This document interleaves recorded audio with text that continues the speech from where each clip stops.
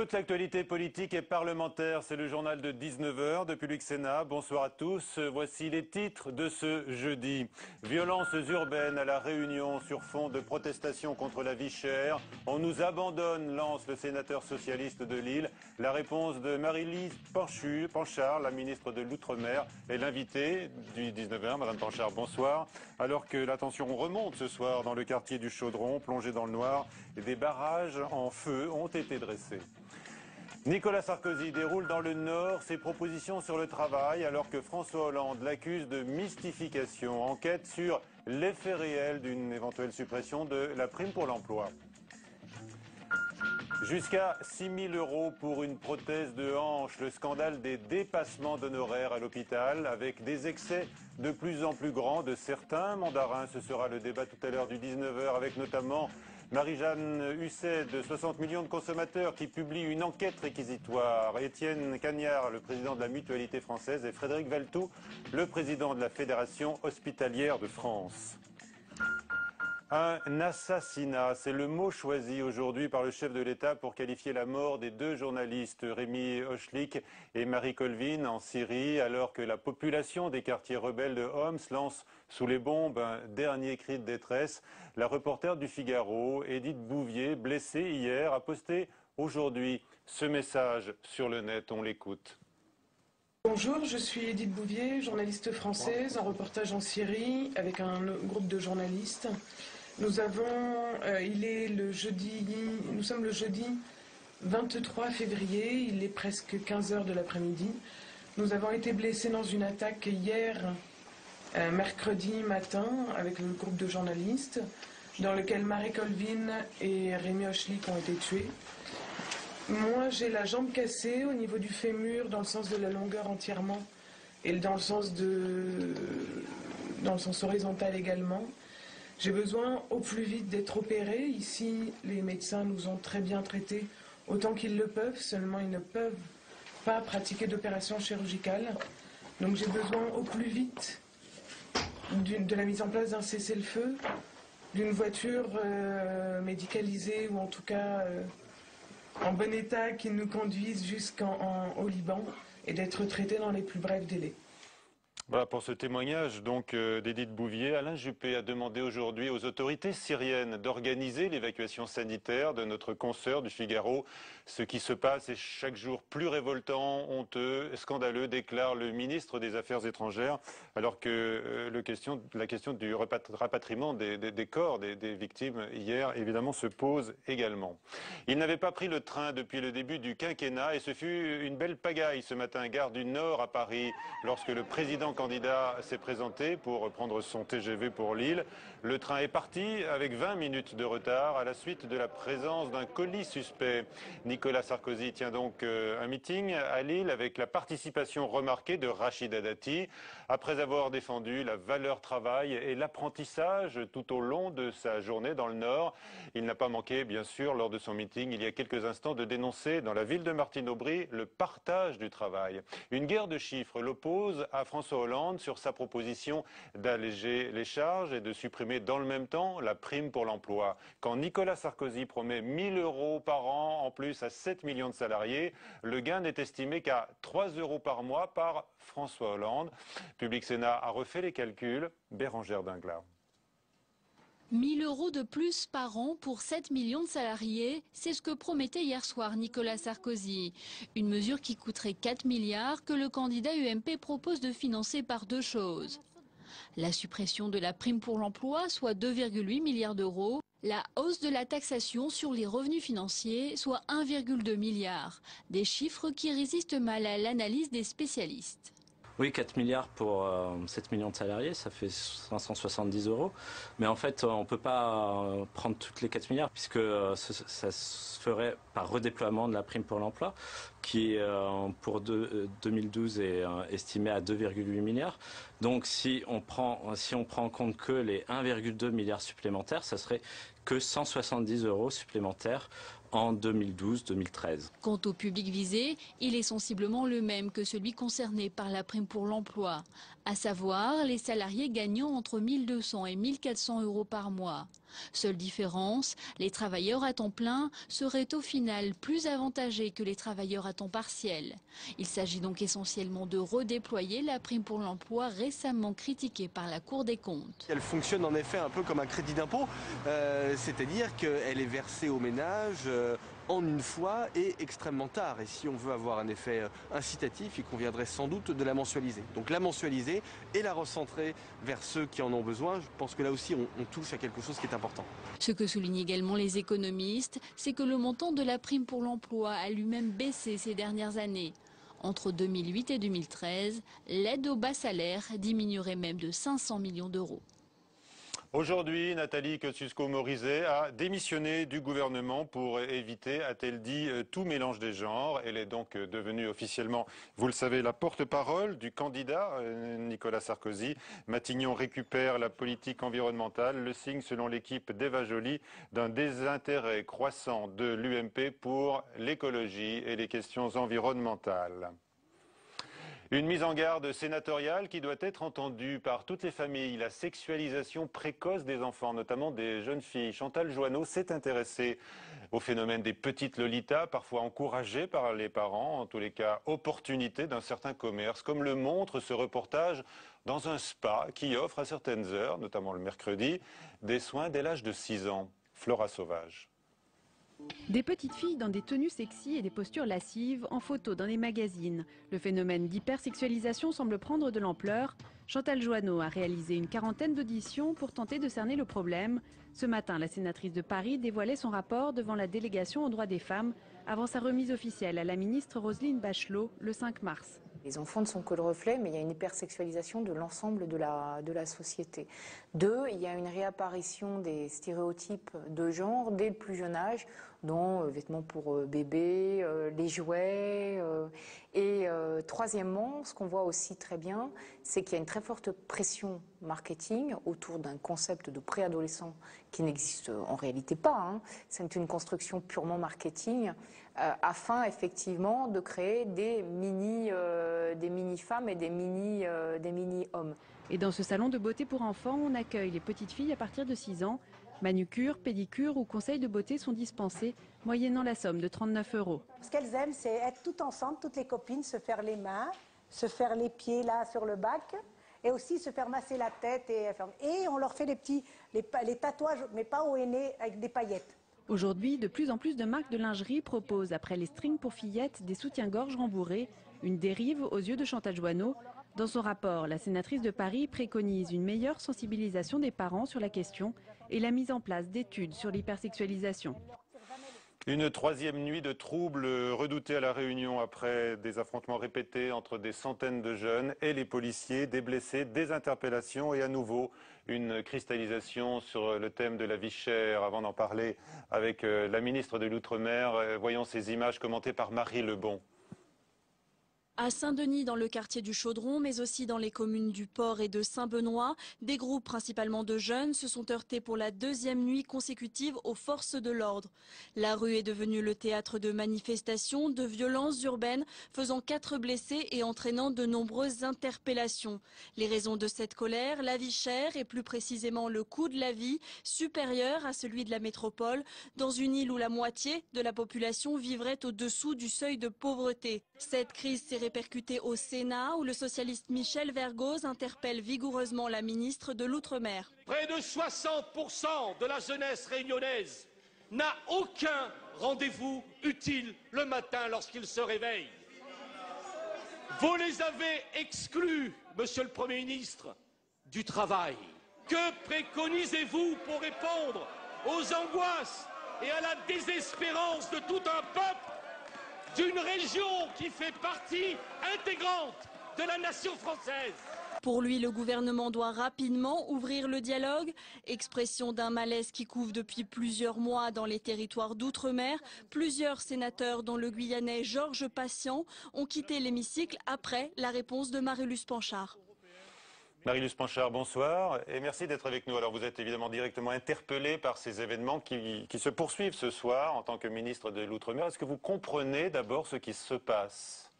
Vous savez ce qui se passe à La Réunion aujourd'hui, il y a un taux de chômage qui, il est vrai, est insupportable. Et il faut apporter une réponse à cette jeunesse qui n'a pas d'emploi. Donc c'est la raison pour laquelle il faut soutenir l'activité économique, il faut créer de la richesse, créer des emplois. Mais je dis très clairement, la violence ne règle rien. La violence est une impasse pour les Réunionnais, une impasse pour la Réunion.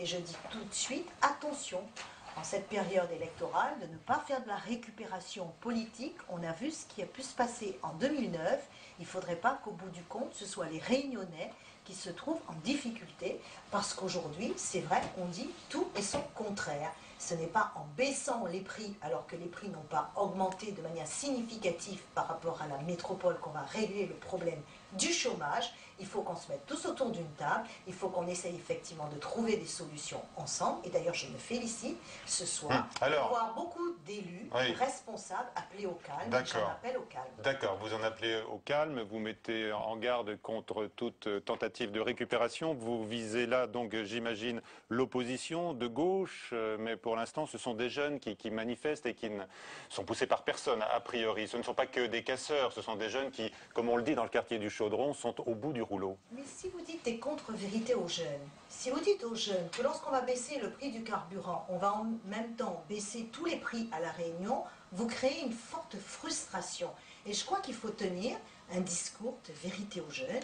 Il faut effectivement les accompagner, il faut mettre en place une formation qui soit adaptée, il faut soutenir le monde économique pour qu'on crée des emplois, il faut trouver ces solutions. Parce que La Réunion n'est pas exonérée, comme les autres régions françaises, de la crise. La crise, elle est là. On voit que le taux de chômage a augmenté en métropole, il a augmenté dans les territoires d'outre-mer, dans les territoires ultramarins. Donc à La Réunion, c'est une préoccupation. On doit trouver cette solution. Est-ce que vous avez néanmoins des solutions à apporter là, dans l'urgence? Parce que ce n'est pas aujourd'hui que l'on découvre qu'il y a ce chiffre absolument incroyable de 60% de chômage chez les jeunes, si l'on en croit le sénateur socialiste.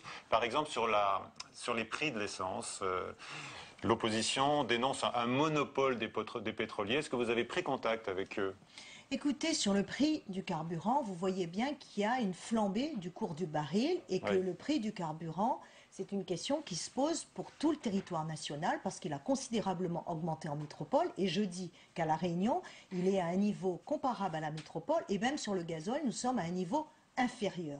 Donc ce n'est pas le problème des carburants. Il y a un autre problème qui est celui effectivement du thème de la vie chère, parce qu'aujourd'hui, on a une augmentation considérable du taux de chômage et que par rapport à ça, il faut redonner de l'emploi, parce qu'on ne peut pas parler de pouvoir d'achat si on est au chômage. Donc il faut régler la question de l'emploi. Pour régler la question de l'emploi, c'est ce que nous avons fait au travers du soutien qu'on porte à la commande publique, au travers du soutien qu'on porte à la collectivité régionale pour relancer l'activité dans le domaine touristique, et nous avons quelques résultats.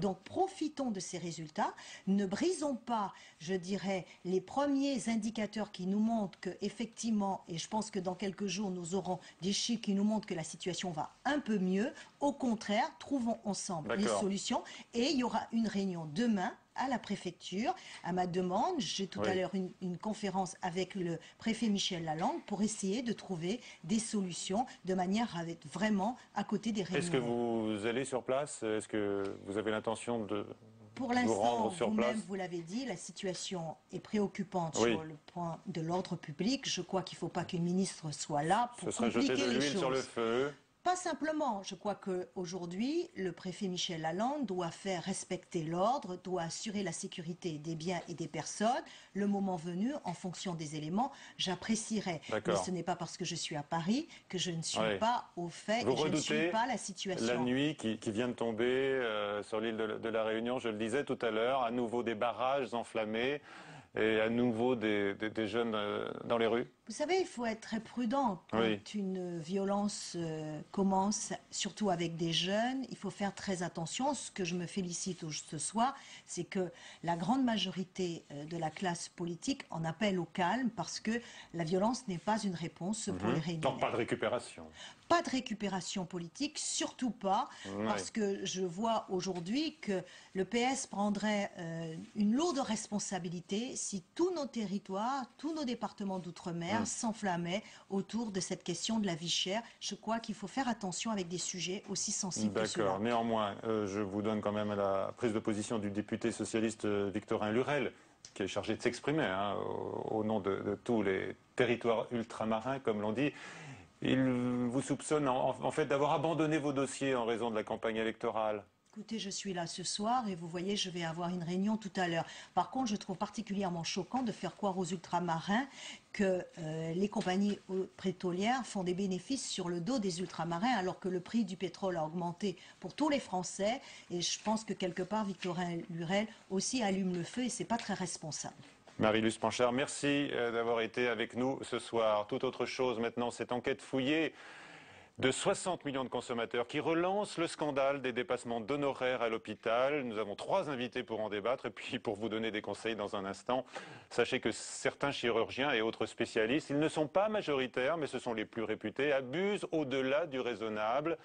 Nous allons donc en parler avec nos invités. Avant cela, les chiffres qui font frémir avant d'aller à l'hôpital.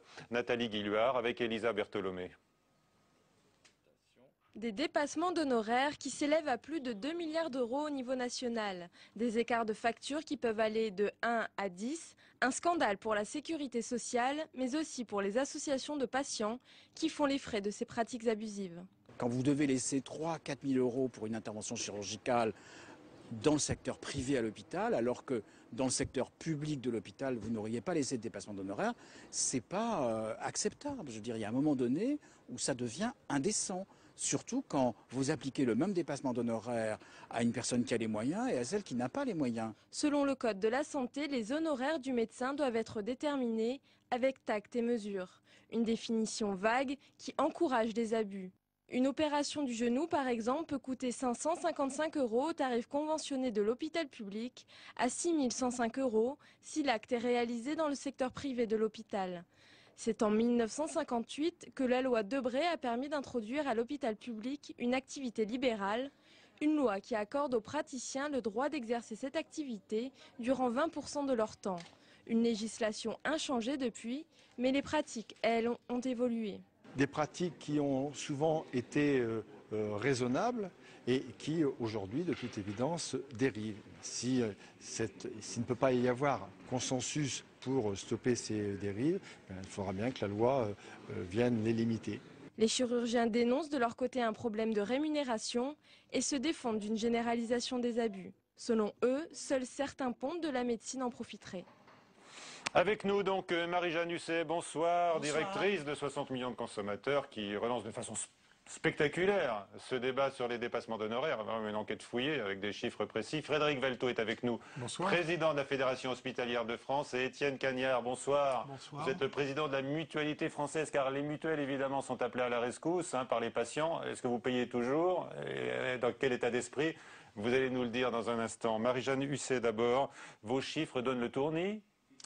Écoutez, ce sont les chiffres qui sont révélés par notre enquête. On a eu beaucoup de mal d'ailleurs à les établir parce que ça, c'est d'ailleurs un premier problème, c'est qu'il y a malgré tout une omerta sur ces chiffres et que c'est pas public, qu'il faut vraiment batailler pour avoir tous ces éléments. Toutes les spécialités sont concernées. Oui, absolument. Alors, il faut dire quand même que ce n'est pas général, c'est-à-dire que sur l'ensemble des médecins qui peuvent exercer en libéral à l'hôpital, tous ne pratiquent pas des dépassements d'honoraires. D'ailleurs, grosso modo, sur 4500 médecins qui pratiquent dans le secteur libéral à l'hôpital, il y en a 1860, ce sont les chiffres 2010, qui pratiquent des dépassements d'honoraires. Mais donc, ça concerne finalement assez peu de médecins. Évidemment, en général, ce sont des grands pontes, les chefs de service, etc. Est-ce qu'il est normal de payer finalement pour quand on veut être soigné par un ponte? Alors, c'est l'hôpital public. Finalement, ce qui semble anormal, c'est que d'une part, bon, ça concerne pas énormément de médecins quand même, un certain nombre, mais ces dépassements sont importants. Ils ne sont pas tout à fait connus, c'est-à-dire que le patient n'a pas accès à ces chiffres-là. Ils sont quand même disparates d'un endroit à l'autre, et puis ils sont beaucoup à la charge, parce que même si les complémentaires santé en prennent une partie à leur charge, eh bien ça reste quand même beaucoup à la charge des patients et ça augmente. D'accord. Alors, Frédéric Valteau, Marie-Jeanne Husset a déjà appris un argument que vous alliez utiliser sur le faible nombre de spécialistes concernés. Oui, néanmoins, Frédéric Valteau, est-ce que vous dites que cette pratique du secteur privé à l'hôpital est dévoyée par des goinfres en blouse blanche. Ça, c'est vos termes. Je ne dirais pas, j'irai pas jusque-là. Non, c'est vrai qu'il y a des abus et des excès et on les condamne.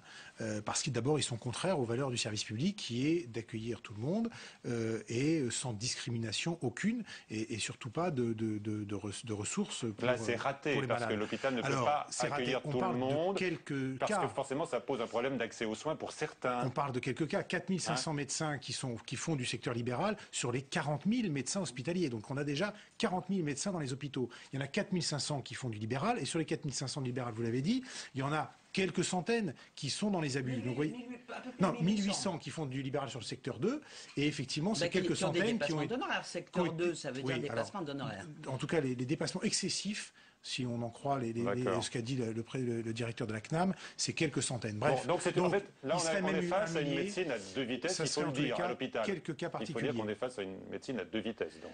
On est face effectivement peut-être à certains médecins qui, parce qu'ils ont sans doute certains une clientèle internationale, une aura internationale, c'est vrai que certains reçoivent des familles royales, certains reçoivent des grands... Non, mais je veux dire, il y a des médecins, il y a des médecins dans certains services parisiens, on sait qu'ils ont une clientèle internationale et qui effectivement... Mais je suis d'accord pour dire qu'il y a des excès et on les condamne parce que cette médecine à deux vitesses... Ils prennent de mauvaises habitudes avec des clients princiers, alors nous on ne peut plus suivre. Non, ils ne sont pas tous, non, ça c'est pas, on ne peut pas accepter, c'est pas un argument sous prétexte qu'on soigne... Non, j'ai pas dit que c'est... Attendez, je condamne les excès, effectivement, qui nuisent à l'image de l'hôpital public. Pour vous, par exemple, on ne peut pas le dire, mais ça dépend des spécialités, ça dépend des actes. Mais dans les chiffres que vous donnez, il y a effectivement...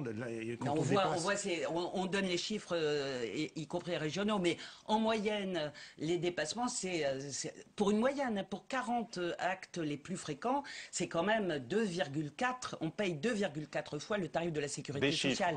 En milliers d'euros, Donnez un exemple. Pour une pose de prothèse de hanche à l'hôpital Cochin à Paris, c'est le plus fort, là. Alors c'est 500, le tarif de la sécurité sociale, c'est grosso modo 500 €. Eh bien, ça peut aller jusqu'à 4 250, 4 300 €. Même 6 000, j'ai vu. C'est quand même exagéré. C'est la folie. Étienne Gagnard, quand on vient vous présenter une facture de 6 000 € là, pour une prothèse de la hanche, comment est-ce que vous réagissez? Je vous adresse directement à la question, mais elle se pose bien sûr pour les mutuelles dans leur ensemble. Ce n'est pas seulement un problème financier. Si les dépassements d'honoraires excessifs étaient limités aux familles royales, on ne serait pas ici pour en discuter. Donc le problème que l'on rencontre aujourd'hui, c'est la banalisation d'une pratique de dépassement d'honoraires à l'hôpital privé ou dans les cliniques privées essentiellement, de plus en plus à l'hôpital public et pour des montants importants. Pourquoi est-ce qu'on est préoccupé? Tout simplement parce que ça pose un véritable problème d'accès aux soins. Est-ce que la solution, c'est de demander aux mutuelles de rembourser ces dépassements d'honoraires? À l'évidence, non. On le fait en partie. Il y a 2,5 milliards de dépassements d'honoraires médicaux en France, 850 millions, c'est-à-dire un tiers, sont remboursés par les mutuelles. Une question, quand on est prêt de se faire opérer, il faut d'abord demander une autorisation à la mutuelle pour être sûr d'être remboursé? Comment on s'y prend? Non, et c'est bien le problème, c'est qu'aujourd'hui, quand vous allez à l'hôpital public, vous risquez d'être dans une situation extrêmement paradoxale. C'est-à-dire qu'on peut vous dire, on peut vous prendre dans un délai extrêmement rapide, mais vous passez en secteur privé, ou alors vous attendez. Il n'est pas admissible que les dépassements d'honoraires servent de coupe-fil et d'aide à l'accès aux soins. Et ça, c'est un problème majeur parce qu'on est en train de détricoter notre système de protection sociale, y compris tout simplement parce que les taux de remboursement de l'assurance maladie ne correspondent plus à rien. Quand vous avez des prix tels que vous les décrivez, ça veut dire que l'assurance maladie rembourse très peu. Est-ce qu'il faut que les mutuelles compensent? Non, pas systématiquement. Sinon, on va être dans la situation qu'on connaît par exemple sur les prothèses dentaires. Vous avez, comme tout le monde, vu un chirurgien dentiste qui vous a demandé quelle était votre mutuelle et combien elle remboursait avant de fixer le prix. C'est-à-dire que quand on rembourse sans qu'il y ait de plafonnement, eh bien, on est dans un phénomène inflationniste. C'est d'ailleurs ce que dit la FHF, qui préconise un encadrement des dépassements d'honoraires. C'est aussi une des conditions que nous posons pour pouvoir... Pas un barème, un encadrement, une limitation stricte. Pour justement couper la course à l'inflation des honoraires, qui est effectivement inadmissible dans le secteur public. Je voudrais juste quand même préciser par rapport au chiffre de 2,5 milliards, le montant global national des dépassements d'honoraires, l'hôpital public, c'est 100 millions à peu près. Donc 100 millions à l'hôpital public de dépassement d'honoraires, et donc 2,4 milliards dans les cliniques, dans la médecine libérale. Il faut ramener aussi ça. C'est-à-dire c'est choquant dans la médecine, dans l'hôpital public, parce que ça heurte les valeurs, et je suis le premier à le dire, d'accueil de tous. Donc c'est choquant, mais en volume financier, c'est mineur, 100 millions d'euros par rapport aux 2,4 milliards qu'on constate dans tout le système de santé. Quand on doit se faire opérer, on pense à autre chose qu'à la facture finale sans doute. Alors est-ce que là, on n'est pas là en position de faiblesse aussi? Mais de toute façon, le patient, il est en position de faiblesse et puis il n'a pas forcément accès à cette information. C'est-à-dire que, alors, il y a déjà. Il ne peut pas comparer, vous voulez dire, il n'a pas de référence. Oui, on lui annonce un chiffre, c'est à prendre ou à laisser. Et puis quand on lui dit, vous attendez 2 mois pour vous faire opérer, on me donne un exemple, un patient, un témoignage, un cancer de la prostate, voilà, ou vous attendez 2 mois ou 3 mois, ou bien si vous venez en secteur privé, vous attendez 1 semaine. Évidemment, vous voyez, vous attendez 1 semaine, quoi. Voilà, et vous payez. Essayons d'être un peu positif. Évidemment, le patient n'a pas le choix. Et le problème, c'est que quand les dépassements deviennent une réalité de plus en plus courante, eh bien, même si on lui donne l'information des établissements qui ne pratiquent pas de dépassement d'honoraires, ils ne seront pas suffisants pour accueillir toute la population. Donc la question qui se pose est, est-ce que c'est possible? La réponse est oui. Je vais prendre un exemple très simple. Ce qu'on appelle les établissements de santé privés d'intérêt collectif, les ESPIC. C'est notamment le cas des établissements mutualistes. Il en existe à Paris, à Bordeaux, à Lyon, pour prendre les villes à Nantes, qui ont été citées dans votre enquête. Ce sont des établissements dans lesquels il n'y a pas 1 euro de dépassement d'honoraires. Et il y a pourtant des chirurgiens de très grand renom. Je pourrais citer Guy Valencia, l'IMM. Ces gens-là renoncent à quelques 70 000 ou 80 000 euros de revenus annuels supplémentaires. Ça veut dire qu'ils préfèrent peut-être, et c'est encourageant, avoir un outil de travail de qualité, d'être dans un cadre dans lequel ils peuvent pratiquer une médecine de qualité sans lien d'argent avec leurs patients. Et il y a des professionnels qui acceptent ces pratiques. C'est encourageant. Heureusement que l'esprit de lucre n'est pas le seul moteur pour le choix du lieu d'exercice pour les médecins. Est-ce qu'il faut néanmoins sanctionner, ou en tous les cas trouver la solution pour stopper cet esprit de lucre? Il faut stopper ces abus. Là, le directeur général, par exemple, de la Caisse nationale d'assurance maladie a adressé 277 courriers à des médecins pour tarifs excessifs, mais il n'a pas de réponse. L'ordre des médecins est jugé passif dans cette opération-là. Alors, il y a l'ordre des médecins qui devrait normalement... Tout le monde se renvoie la balle et rien ne bouge. L'ordre des médecins a le pouvoir de sanction. La CNAM n'a pas le pouvoir de sanction. Personne ne prendra de sanctions s'il n'y a pas de limite fixée. Quand on parle de tact et mesures, évidemment, c'est une appréciation que l'ordre qualifie. Il faut tenir compte de la notoriété du médecin, de l'état de finances des patients. Ce ne sont pas des bons critères. Un acte, il doit être justement rémunéré en fonction de la qualité de l'acte, pas en fonction de la situation financière du patient, pas en fonction du lieu d'exercice du médecin. Il faut revenir à de la transparence et à une vérité des prix. Et il paraît même que certains payent des dépassements d'honoraires pour être opérés par des pontes, et ce ne sont même pas ces derniers qui les opèrent. Ça arrive parfois, vous avez entendu ce genre de... J'imagine que ça peut arriver. Donc on paye en fait pour une étiquette, mais pas du tout pour le geste chirurgical lui-même. Dans le service du professeur X ou Y, effectivement. Bon, mais on vous a écouté, le débat s'achève, il n'y a pas de solution vraiment concrète. Ah ben si, le mérite, c'est quand même de poser le débat. C'est qu'on en discute, c'est déjà important. Si, il y a une solution. Il faut que les syndicats de médecins par spécialité, il faut que la CNAM, il faut que les différents acteurs du système se mettent autour de la table et fixent des règles très claires. Oui, mais il n'est pas tant que ça, non.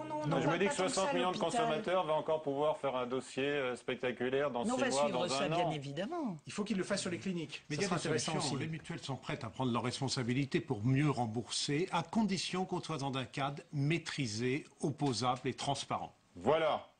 Merci à tous d'avoir participé à ce débat passionnant qui nous concerne tous, évidemment. Enfin, le moins possible, évidemment. C'est la fin de cette édition. À 22h, Sonia Mabrouk pour le prochain journal sur Public Sénat. Tout de suite sur la chaîne parlementaire Assemblée nationale Pile et Face. Bonsoir et à lundi.